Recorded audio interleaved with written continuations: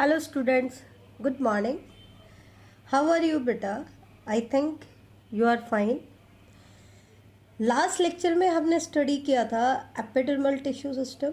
आज हम डिस्कस करेंगे ग्राउंड टिश्यू सिस्टम के बारे में. तो सबसे पहले देखो कि ग्राउंड टिश्यू सिस्टम में हम किसको इंक्लूड करते हैं. All tissues except epidermis and vascular tissue. Epidermis और वस्कुलर टिश्यू को छोड़कर बाकी जितने भी टिश्यूज हैं उन सबको हम क्या कहते हैं, ग्राउंड टिश्यू सिस्टम कहते हैं. दैट मीन्स कौन कौन से टिश्यू आगे, हाइपोडर्मिस होता है आपका, कॉर्टेक्स होता है, एंडोडर्मिस होता है, पेरिसाइकिल, पिथ, मेडुलरी रे, ये सारे किसके अंदर इंक्लूड होंगे, ग्राउंड टिश्यू सिस्टम के अंदर.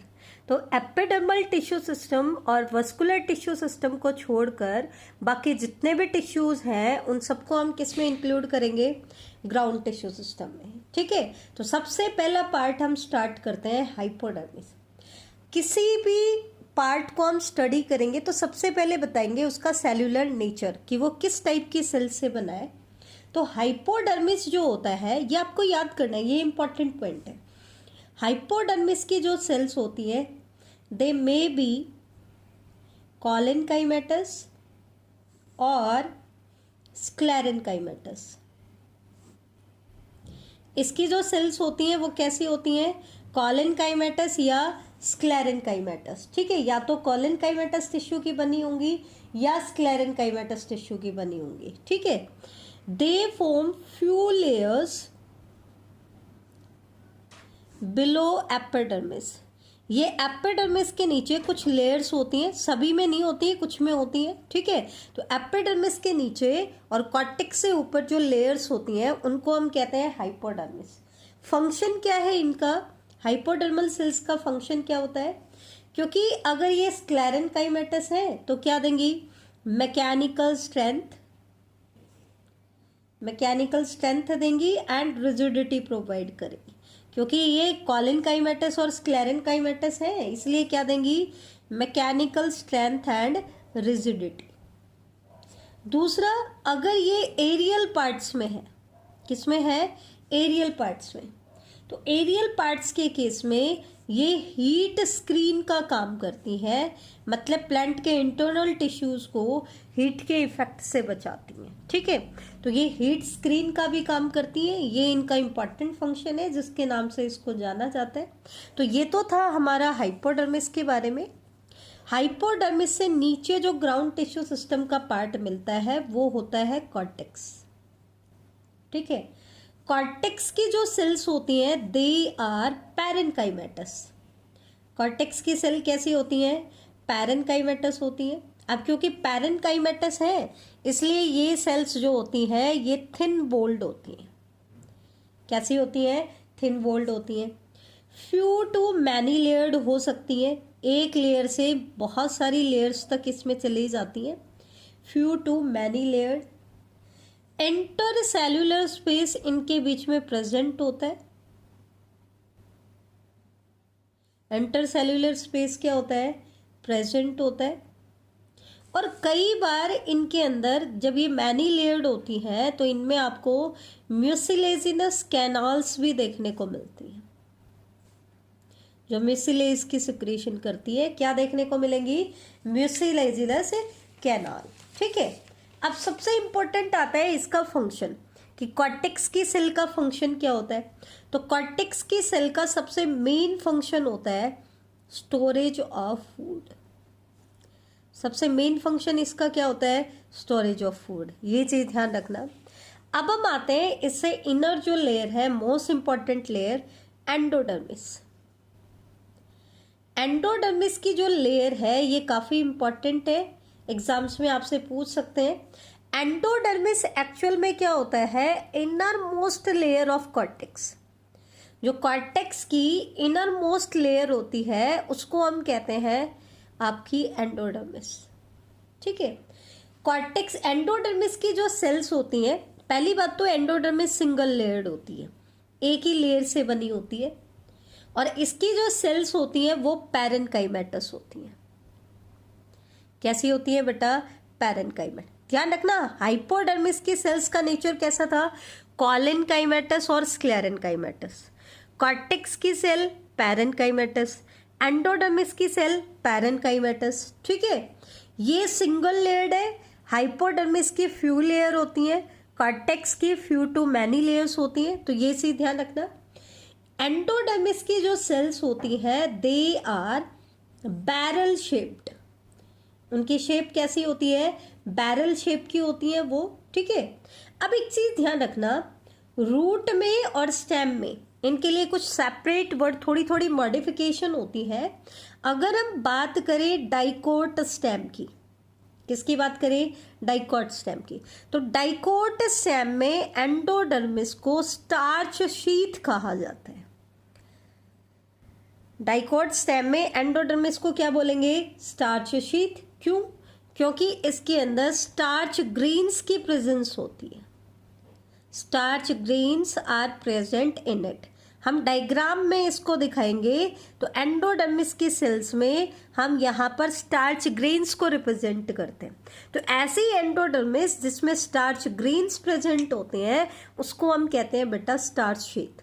और स्टार्च शीथ हमें कहाँ देखने को मिलती है, डाइकोट स्टेम में।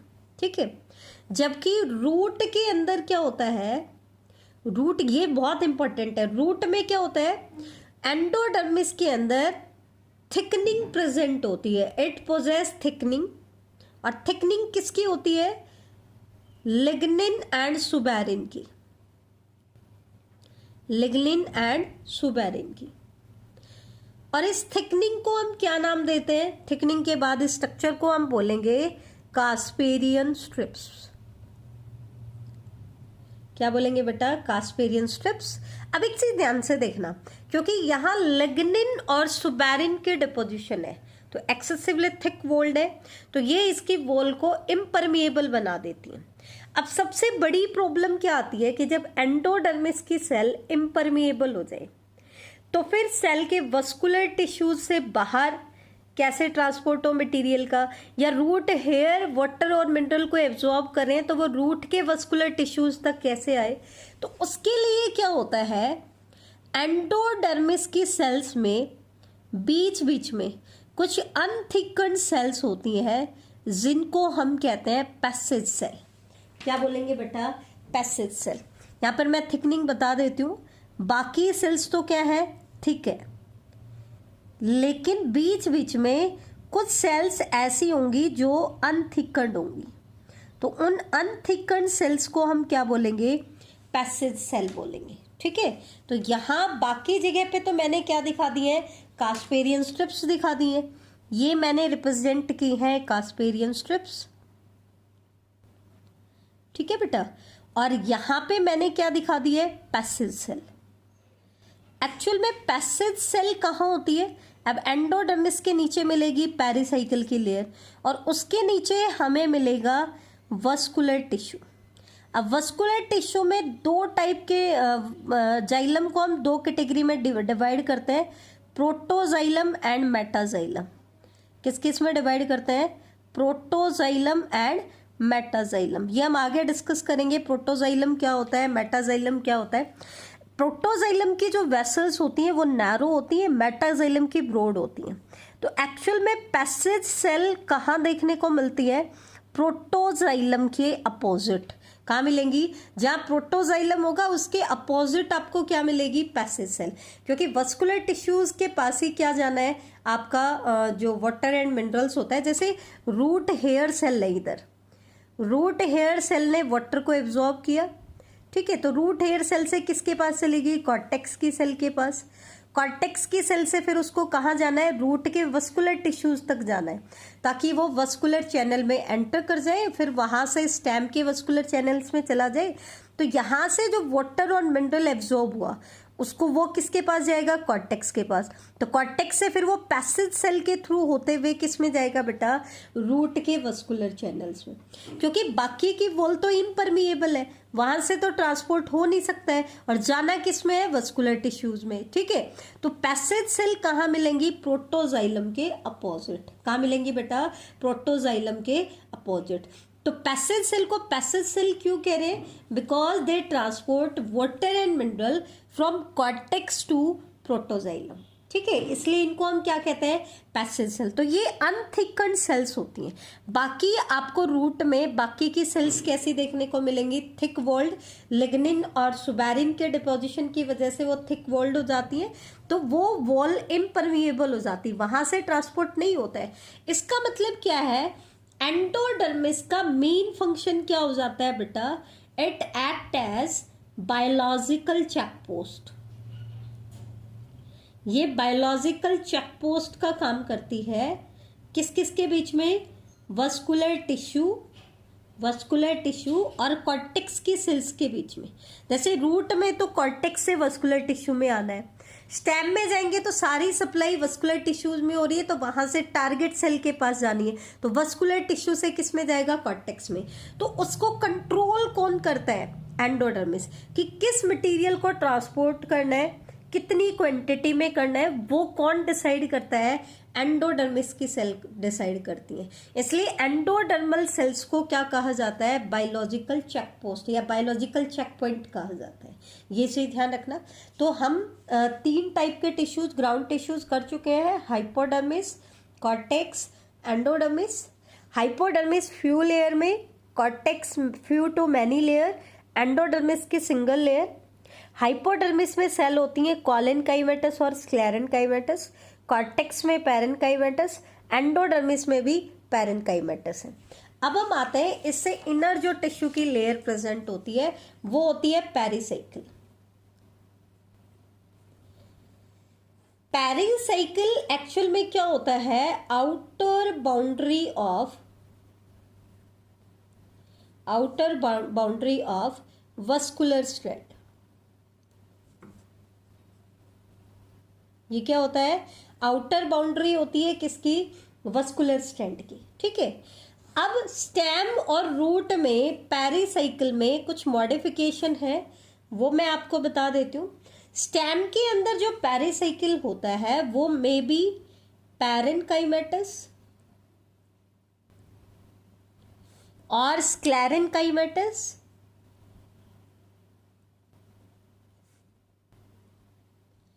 और बोथ। मतलब या तो पैरेनकाइमेटस सेल्स का बना हुआ हो सकता है या स्क्लेरेनकाइमेटस टिश्यू का बना हुआ हो सकता है, या दोनों का कॉम्बिनेशन भी हो सकता है। कुछ पार्ट पैरेनकाइमेटस और कुछ पार्ट कैसा? स्क्लेरेनकाइमेटस, ठीक है। जबकि रूट के अंदर जो पेरिसाइकिल सेल्स हैं वो कैसी होंगी? Parenchymatous cell. बेटा एक चीज ध्यान रखना, आपको 2 ही टिश्यूज में सेल्स का नेचर याद करने की जरूरत है, बाकी सारी की सारी पैरेनकाइमेटस है। एक तो आपको याद करना है हाइपोडर्मिस। हाइपोडर्मिस में तो सेल कैसी थी? कोलेनकाइमेटस और स्क्लेरेनकाइमेटस। पेरिसाइकिल में कैसी है? पैरेनकाइमेटस और स्क्लेरेनकाइमेटस, ध्यान रखना। और इनको छोड़कर बाकी सारी सेल्स कैसी हैं ग्राउंड टिश्यू की? पैरेनकाइमेटस। तो ये चीज आप ध्यान रखना, पेरिसाइकिल स्टेम के अंदर पैरेनकाइमेटस और स्क्लेरेनकाइमेटस और बोथ। रूट के अंदर सिर्फ पैरेनकाइमेटस होती है, तो ये चीज आप ध्यान रखना। अब एक चीज सोच के देखो, रूट में पेरिसाइकिल का क्या फंक्शन होगा? बहुत इंपॉर्टेंट फंक्शन है, कई बार पूछ लेते हैं। तो रूट के अंदर जो पेरिसाइकिल होता है, it give rise to lateral branches. बेटा ये एक बहुत बड़ा डिफरेंस है रूट और स्टेम के अंदर। क्या कि स्टेम में जो ब्रांचेस निकलती है ना, लेटरल ब्रांचेस, वो एक्सोजेनस ऑरिजिन की होती है, सरफेस से अराइज होती है। लेकिन रूट के अंदर जो ब्रांचेज होती हैं वो किससे अराइज होती हैं? पेरिसाइकिल से। दैट मीन्स उनका ओरिजिन कैसा होता है? एंडोजीनस होता है। कैसा ओरिजिन है? एंडोजीनस। ये चीज आप ध्यान रखना, बहुत इंपॉर्टेंट है। रूट में इनका ओरिजिन कैसा होता है? एंडोजीनस। दैट मीन्स रूट में अगर ब्रांच निकलनी है, ध्यान से देखना, ये आपकी एपिब्लिमा की सेल्स हैं, इसके नीचे कॉर्टेक्स है, कॉर्टेक्स के नीचे एंडोडर्मिस है, ये आपकी एंडोडर्मिस की सेल्स। एंडोडर्मिस के नीचे है पेरिसाइकिल। तो रूट में ये जो ब्रांचेस निकलेंगी ना, जैसे यहां से ब्रांच निकल रही है तो वो एंडोडर्मिस को क्रॉस करते हुए, कॉर्टेक्स से पास होते हुए, एपिब्लिमा को क्रॉस करते हुए फिर आपकी ब्रांच निकलती है। दैट मीन्स उसका ओरिजिन कैसा होता है, एंडोजीनस, जबकि स्टेम में वो सरफेस से ही अराइज होती हैं। तो ये चीज ध्यान रखना, स्टेम ब्रांचेस एक्सोजीनस ओरिजिन की होती हैं, जबकि रूट ब्रांचेस का ओरिजिन कैसा होता है, एंडोजीनस। और रूट में ब्रांचेस कहाँ से अराइज होती हैं, पेरिसाइकिल से। अब बात करते हैं स्टेम में इसका क्या रोल है। स्टेम में अगर ये पैरेन्काइमेटस है तो कॉर्टेक्स और वस्कुलर टिश्यूज के बीच में जो एक्सचेंज ऑफ मटेरियल हो रहा है उसमें हेल्प करेंगी लेटरल कंडक्शन में। किसमें, लेटरल कंडक्शन में। स्क्लेरेन्काइमेटस है तो प्रोटेक्टिव और सपोर्टिव होगी। तो ये दो इसके फंक्शन हो जाएंगे स्टेम के अंदर। और रूट में इसका मेन फंक्शन होता है कि ये लेटरल ब्रांचेस की फॉर्मेशन करती है। अब पेरिसाइकिल के अलावा एक और टिश्यू हमें देखने को मिलता है, मेडुलरी रे। अब मेडुलरी रे कहाँ देखने को मिलेगा, जैसे मान लो बेटा ये एपिडर्मिस की लेयर है, इसके नीचे बहुत सारी कॉर्टेक्स की लेयर है, फिर एंडोडर्मिस लेयर है, फिर आपकी पेरिसाइकिल लेयर आ गई। अब पेरिसाइकिल आने के बाद नीचे होता है वस्कुलर बंडल। तो ये मैंने वस्कुलर बंडल दिखा दिए। तो वस्कुलर बंडल के बीच में जो स्पेस बचता है इसको हम क्या कहते हैं, यहाँ पे ये जो सेल्स होती हैं पैरेन्काइमेटस होती है। तो ये जो पैरेन्काइमेटस स्ट्रिप होती है which is present between vascular bundle, इसको हम क्या कहते हैं, मेडुलरी रे। क्या कहते हैं, मेडुलरी रे। और मेडुलरी रे किस में हेल्प करती हैं, they allow radial transmission of SAP. SAP का रेडियल ट्रांसमिशन कराती हैं। ये चीज ध्यान रखना, ये इंपॉर्टेंट है। रेडियल ट्रांसमिशन ऑफ सैप कौन कराएगा, मेडुलरी रे। कौन कराएगा बेटा, मेडुलरी रे। इनका नेचर कैसा होता है, पैरेन्काइमेटस। मैंने बता दिया है तुम्हें, हाइपोडर्मिस और पेरिसाइकिल को सेपरेटली याद कर लो, बाकी सारे के सारे ग्राउंड टिश्यू जो है वो पैरेन्काइमेटस नेचर के। हाइपोडर्मिस कॉलेन्काइमेटस और स्क्लेरेन्काइमेटस, पेरिसाइकिल पैरेन्काइमेटस और स्क्लेरेन्काइमेटस, ठीक है। और बाकी सारे टिश्यू कैसे हैं, पैरेन्काइमेटस है।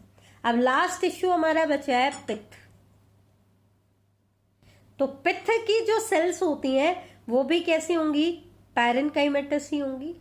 अब पैरेन्काइमेटस है तो मेन फंक्शन क्या हो जाता है, स्टोरेज ऑफ फूड मटेरियल। अब हम पित्त की बात करें कि स्टेम में पित्त कैसा होता है और रूट में पित्त कैसा होता है, तो मैं आपको बता दूं, एंजियोस्पर्मिक प्लांट की अगर हम बात करें तो दो टाइप के प्लांट होते हैं, dicot and monocot. Similarly root में भी दो हैं, डाइकॉट एंड मोनोकॉट। तो जो डाइकॉट स्टेम है उनके अंदर तो पित्त जो होता है वो वेल डेवलप्ड होता है, ठीक है। जबकि मोनोकॉट स्टेम जो है ना बेटा, इसमें ध्यान रखना, इनके केस में ग्राउंड टिश्यू ही प्रेजेंट होता है। ग्राउंड टिश्यू प्रेजेंट होने का मतलब क्या है कि इनके अंदर ground tissue, endodermis, pericycle, hypodermis, cortex, इनके अंदर डिफरेंशिएट नहीं होता है। इसके अंदर पूरा का पूरा ग्राउंड टिश्यू होता है। बाद में मैं आपको डायग्राम दिखाऊंगी तो मैं आपको रिप्रेजेंट करूंगी, सीधा सीधा ग्राउंड टिश्यू होता है इनके अंदर। ग्राउंड टिश्यू फर्दर डिफरेंशिएट नहीं करता है, तो इनके केस में आपको पित्त देखने को नहीं मिलेगा, ग्राउंड टिश्यू देखने को मिलेगा। ना आपको कॉर्टेक्स दिखाई देगा, ना आपको एंडोडर्मिस दिखाई देगा, ना पेरिसाइकिल दिखाई देगा, ना पित्त दिखाई देगा। इनमें पूरा का पूरा क्या होता है, ग्राउंड टिश्यू ही होता है। जबकि रूट्स में डाइकोट की अगर हम बात करें, अपोजिट होता है स्टेम और रूट में। डाइकोट रूट में या तो पित्त एब्सेंट होती है या फिर रिड्यूस्ड होती है, जबकि स्टेम में, डाइकोट स्टेम में वेल डेवलप्ड था पित्त, यहाँ क्या होता है, या तो एब्सेंट होता है या रिड्यूस्ड होता है। जबकि मोनोकोट रूट में पित्त जो होती है वो वेल डेवलप्ड होती है। कैसी होती है, वेल डेवलप्ड, ठीक है। तो मैंने क्या बताया बेटा, मैंने पहले बोला था कि सिर्फ हाइपोडर्मिस और पेरिसाइकिल के बारे में याद कर लो, बाकी सारी की सारी सेल्स कैसी है, पैरेनकाइमेटस। लेयर्स की बात करें तो हाइपोडर्मिस फ्यू लेयर्ड, ठीक है, cortex few to many layered, endodermis single layered, pericycle one और फ्यू लेयर्स, ठीक है। पिथ जो होता है वो कम भी हो सकता है, ज्यादा भी हो सकता है, एब्सेंट भी हो सकता है, वो हमने बता दिया कि ये डिपेंड करता है, ठीक है। मेडुलरी रे होती है, वो भी नैरो स्ट्रिप की फॉर्म में होती है। हाइपोडर्मिस हीट स्क्रीन का काम करता है मेनली, कॉर्टेक्स स्टोरेज करता है, एंडोडर्मिस बायोलॉजिकल चेक पॉइंट का काम करता है। पेरिसाइकिल की बात करें तो रूट में एंडोजीनस ब्रांचेस की फॉर्मेशन होती है इससे। स्टेम की बात करें तो या तो एक्सचेंज ऑफ मटेरियल में हेल्प करेगा अगर पैरेनकाइमेटस है, और स्क्लेरेनकाइमेटस है तो प्रोटेक्टिव और सपोर्टिव होगा। मेडुलरी रे की बात करें तो रेडियल कंडक्शन में हेल्प करती है। पिथ की बात करें तो किस में हेल्प करेंगी, स्टोरेज में, ठीक है। तो ये आज का हमारा टॉपिक था। अब एक और टिश्यू रह जाता है, वस्कुलर टिश्यू सिस्टम। उसके बाद ये आपका चैप्टर खत्म हो जाएगा जो आपको प्रिपेयर करना है। हालांकि इसके बाद मैं आपको कुछ डायग्राम्स और उनकी थोड़ी थोड़ी डिस्क्रिप्शन भी मैं आपको दूंगी। डाइकोट रूट, मोनोकोट रूट का डायग्राम और उनमें difference, dicot stem, monocot stem का डायग्राम और उनमें डिफरेंस, और डाइकोट लीफ और मोनोकोट लीफ का डायग्राम और उनमें डिफरेंस। लेकिन वो आपके 9th के सिलेबस में नहीं है, वो आपको कम्पिटिटिव एग्जाम्स के लिए आप रिवाइज कर सकते हैं उसको। तो थैंक यू बेटा।